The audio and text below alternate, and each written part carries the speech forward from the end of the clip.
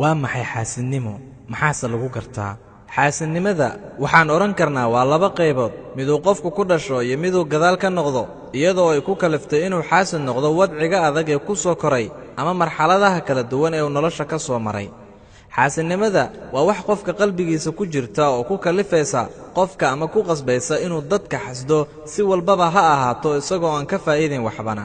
haddaba waxaan kala qaadaynaa tan lagu dhasho iyo tan gadaal laga noqdo xaasidnimada lagu dhasho waa mid qofka iskaga abuuran taasoo aan odhan karno waaba qofka hobbigiisa oo uu ka helo waxayna ka soo bilaabataa xilliga carruurnimada tusaale ahaan ilmaha qaar waxaad arkaysaa ilmo kale intuu dadka waaweyn iska eego qaniinaya ama wax ku dhufanaya alaabtiisana ka tuuraya qalinkiisa ama kabihiisa mid ka mida waa ilmaha mar walba intay iska fiiriyaan qofka ay wax ku samaynayaan oo ah ilmo kale oo loodkooda ah wax dibindaabiye ah ku sameeya ama xitaa wax ka xanaajinaya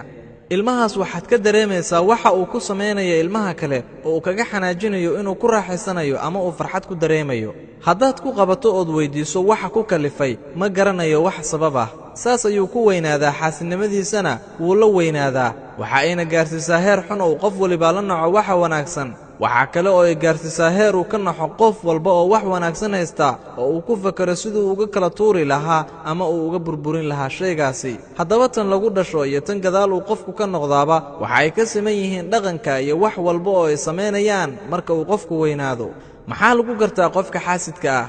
kow qofka xaasidka waxaa lagu gartaa waa dibindaabyo miiran waana mid ka shaqeeya gadaashaada si uu u furfuro xari kasta oo aad xirtid oo maslaxadaada ku jirto weliba si dadban oo aadan iska garan ayuu sidaasi u sameeyaa labo qofka xaasidka waxaa lagu gartaa waa munaafiq ku isticmaalaya laba weji fiican oo aad ku taqaanid oo uu dadka ku siro si loo moodo qof fiican iyo weji u qarsoon oo cadowtinimo ah oo uu noloshaada rabo inuu ku gubo saddex qofka xaasidka ah waxaa lagu gartaa inuu aad iskugu dardaro dadka isaga oo iska dhigaya qof caawinaad badan asxaan badan runsheeg badan si aad isugu furfurto oo meelaha aad daciifka ka tahay uu ogaado si uu u helo waddada ugu fudud ee uu kugu baabi'in karo noloshaadana uu ku kala tuuri karo afar qofka xaasidka waxaa lagu gartaa xiriir joogta oo ka badan sidii caadiga ahayd isaga oo ay ujeeddadiisu tahay si uu mar walba xogtaada iyo waxa kugu cusub noloshaadaba uu ogaado si uu hawshiisa u wato isagu adiguna aad u moodid saaxiib fiican oo kaa warhaya mar walba balse arrinku sidaas waa ka duwan yahay shan qofka xaasidka ah waa mid xam badan mar walbana ka sheekeeya dadka sharafta leh isaga oo dhaliil xun u raadinaya dadkaas wanaaggooda iyo guusha ay gaareen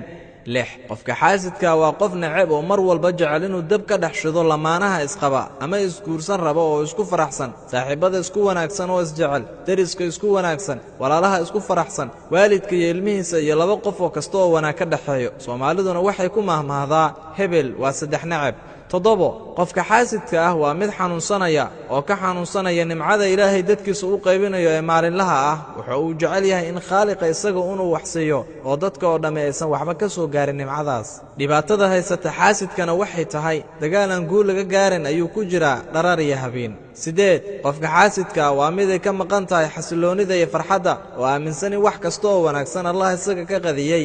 oo ku fakeraya dadka kale ayaa adiga kaa nasiib wanaagsan sagaal qofka xaasidka waa saaxiibka dhabta ah ee shayddaanka ama ka sii xag jira oo shayddaanka ayaa la qaatay